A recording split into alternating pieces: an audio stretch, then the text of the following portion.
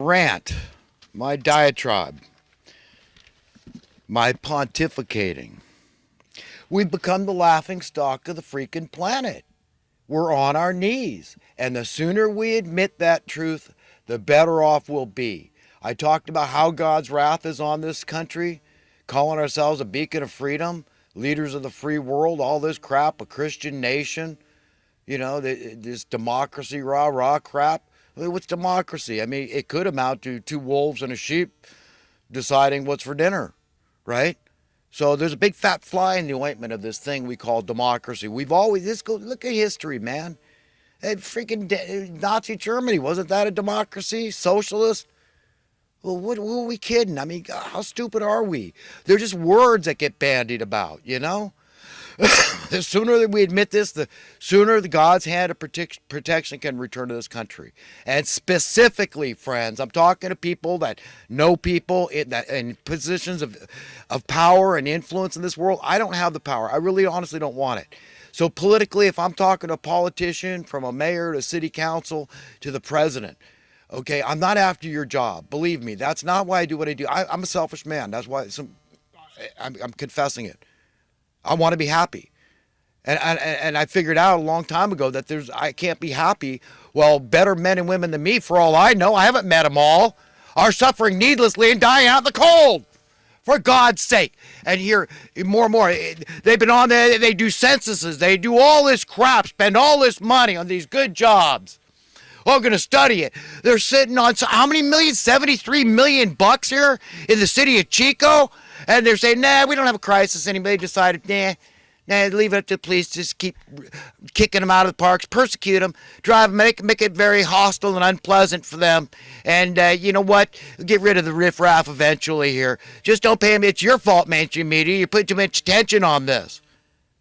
You get some decent reporter in there. A gal we've had lately here locally, and she seems to really care. The issue seems to touch her heart and mind, her conscience. And yet, you know what? I mean, it's crazy, man. And nobody's talking about just the city. It's the people's property. If it's city property, it belongs to we the people, not we some of the people. It's unconstitutional as hell. Buy property and build them shelters. I'll bet you can find all the voluntary professionals I work for Habitat for Humanity. I know how this thing goes. People falling over themselves to give their labor away. I know the score. God, I mean, this is why I can't go to a city council meeting. I mean, I know I'm not going to lose it around a lot of people. I mean, I'm hamming it up for the camera. I can get away with this, hiding behind the camera like I do, like a coward. Okay? Listen, I'm scared. I'm genuinely scared. I pray that the mayor will have a dream. That's what I prayed already, that something very powerful, because dreams can be very powerful. Look at Nebuchadnezzar and how he tried to get Daniel to help him understand his dreams, and it was powerful. It's powerful. I mean, I've talked about dreams I've had. Well, holy crap, I dream of this woman, and I just, all of a sudden, oh, God, it's like better than life itself to ever think about being, holding her in my arms. And it's like, wow, that's okay. I'm okay with the values, but it's just, we need people to care about each other like themselves. Just live by the golden rule. All these laws we have as man, but we don't live by that one thing. It's perfectly all right to step on toes, to cut throats in your business affairs, not care about others. There's no law against. You don't have to care about people. There's a lack of laws. You understand? Where there should be laws, rules. Let's just call them rules. Just guidelines. Come on. Let's be cool here. We understand. Don't try to get a one up on me and get an advantage over me. Let's play fair. Okay, we could get along, but they don't want that. You understand? And they think they're smarter than other people. They think because of their money, their numbers, their success as defined by the secular pagan world. Okay, that's what they care about. That's all they care about. Conscience takes second fiddle to what they want, worldly wise, temper. They think that's the logical, common sense, pragmatic, practical thing to do. That's the way to think. That's the big way to be. So I get it. God gets it. He gets our love for money. Okay, but I hate it because it can alleviate suffering, that money, and God's watching what I do with it, and I've got to give account on the judgment day, which might be today. And I'm scared to hell. That's why I speak out. I want the powers of that be to understand the implications here. The taxpayers, that's my money too. That's sitting there. Spend it. Take care of the least of men. Take care of Jesus Christ. Let God not be ashamed that we call ourselves a Christian nation, a beacon of freedom. Prove it. But as it is, we're very vulnerable, very fragile. We're on our knees. We're a fallen nation. And the sooner we confess that, the sooner we can admit that, the sooner we can have God's hand of protection return. And we can have some semblance, some sense of peace and freedom and safety and security and joy and contentment and bliss and goodwill toward all men. And just things getting better and better, less and less crime, greater and greater security, greater and greater prosperity, greater and greater freedom, just gradual, ever so far. It doesn't matter. But the evil men aren't allowing that. They don't want us to get a taste for any appreciable amount of time of what it's like to be free from them. These are the money masters of misery. This is their ace up their sleeve in the hole. Okay, this is what they got going for them. And it is one powerful freaking weapon, one powerful tool. Money, who would have thought? But it's like alchemy. It really is. I mean, it's got like practically magical, wondrous powers. Whoa, how did they do that? Just, wow, it's faith, because they have the faith of the people. They believe in it. They trust in it. In God we trust. And it's a reciprocating thing. And we trust in you too, money. You trust in God. I trust in you. And together we're one. You see, it's like a false competing God. It's the root of all evil, not some of the evil. And it's abhorrent. The things that are highly valued among men are detestable in the sight of God. He's talking about money there. You can't serve both God and money, mammon. Holy crap. I mean, could it be more clear? We're all without excuse for not understanding what's going on here, man. How we got to get out from under the thumb of these money-loving monsters, these masters of misery, okay, at the uppermost echelons of power in this world. And they're not letting us, and they try to turn us against, they try to divide us every way they can. So we're at each other's throats locally, blaming each other for stuff, instead of understanding our problems are emanating from on high. It's the policies for the Federal Reserve and Congress and Senate and the president that's outlawed these things, not Biden. Before that, Obama was very instrumental in that bailout of '08, legitimizing what these criminals did deliberately and blowing the pipes out of the economy and then stealing everybody's homes. It greatly increasing. It was a very much stepped up the wealth imbalance in this country when people could no longer afford to be homeowners. Okay, and it's just gotten more and more acute. Fewer and fewer people can afford to buy homes. And now people with good jobs, really good professions, making gobs of dough, are unable to buy houses, but they can rent. So you understand how it just gets harder and harder for the people at the bottom rungs of the ladder. It's like, it's hopeless. We don't need you anymore. That's the message, is that just go die. We're shipping in young, strong immigrants to displace you anyway. So just go under the bridge, get disheartened, blow your brains out, or just go die out on the streets. This is Jesus Christ. You think that God's wrath is not hanging over this nation? That God's seeing what his son did for us? This is the last straw, the final propitiation, as the scripture puts it. And we're just going to take that lightly. I'm telling you, friends, I'm everybody's friend. I don't like trauma for you any better than I like it for myself or anybody else. Like scripture, I'm trying to emulate God. He does not delight in the destruction of wicked. He wishes none to perish, but all to come to repentance. Above all, we have to love one another. That's the message. And if we did that, we would care about each other. And we would be living by the golden rule. We would please God, and then we would find genuine, not only lasting happiness, but everlasting happiness. And that's what we should be shooting for, above all else. If you're selfish like me, then you get it. You understand what I'm trying to convey here. So friends, remember, this business that we take so seriously we call death is nothing that we should be afraid of, though we all are, right?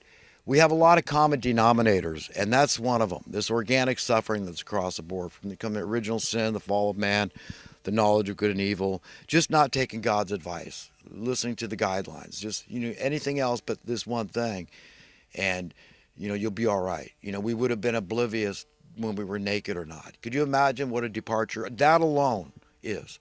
So you understand this whole thing, that this business about us needing money is such a falsehood.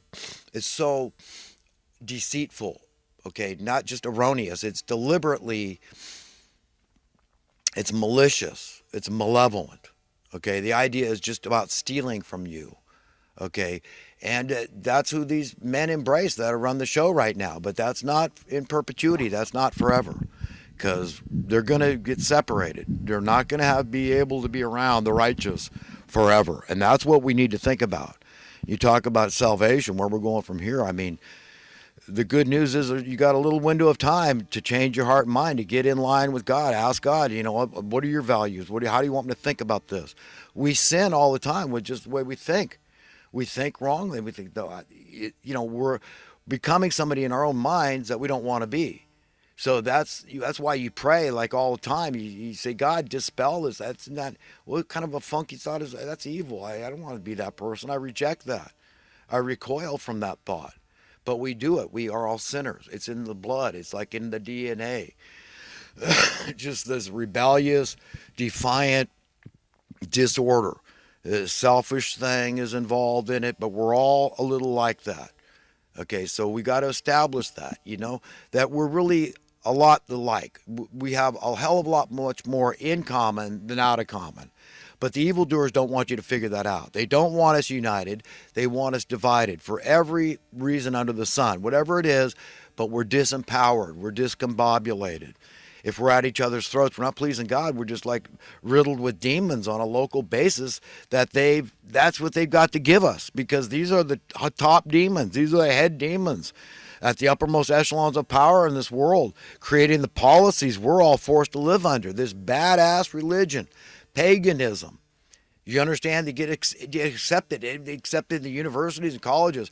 I mean, if you're anything but an atheist, you're a country bumpkin, right? You're dumbass. You're just, you're off. Something's wrong.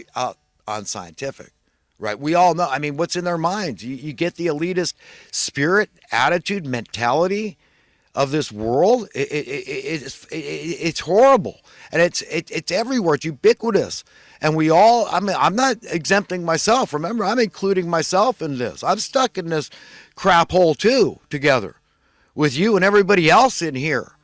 And so we're getting this stuff. We're sharing the pain through this scientific principle of osmosis. You cannot avoid it. God built a fail-safe in us called your conscience. And when you do things that ache the conscience, you will get pain. It's like a mathematical equation. It's that certain. It's that assured. That's it. That's it. So whenever any of us do that, we're going to get our share of pain. Be sure of that. That you can't ignore your conscience. You can't sear your conscience. You can't compromise your conscience. You've got to care about your conscience, because that's your umbilical cord to God through this spirit of truth that's convicting you, telling you right from wrong, and telling you there's no excuse. This thought system is correct and that's wrong. This value system is right, that one's wrong. And just being honest is the only prerequisite. Okay, so I mean, if we're not honest with ourselves, and we're not, therefore, by extension, we're not honest to God, who are we? Where's our substance? You see, there's no substance to us. We need substance, stuff we're absolutely certain about, boundaries that we welcome, because we know that we're already a little skittish. And you sometimes, what could I do? I mean, for money or this or that reason, what could entice me and lure me into this, that? You wonder all this crap. The head swims with crap because we're humans. And we do live with a lot of fear and loathing. It's tough. It's hard to be human. But we can all take a great deal of comfort, a great deal of solace and encouragement in knowing that God knows. You understand? This is why I say that at the end of the day, that's what it comes down to. I can't save my own life, much less anybody else's, but I can point people to one that I believe can and wants to very much and loves you very much. We need to let each other know. We need to let ourselves know we're God's precious treasure. If He forgives you, who are you to hold a grudge against yourself or anybody else? We got to let it go, man. Let it flow and turn to Him for that peace and comfort and encouragement. But He knows what we're going through. He knows how hard it is, and He's there for us. And He's the only one that can know, love, and understand us the way we need to be known, loved, and understood. Your spouse can't do it. Brother, sister, parents, friends, nobody can do it. Pastors, psychiatrists, nobody can do it. Counselors, therapists, you name it. Because they're only human too. They're fallible. They've got their own issues. What do they say? Issues are like behinds. We've all got one.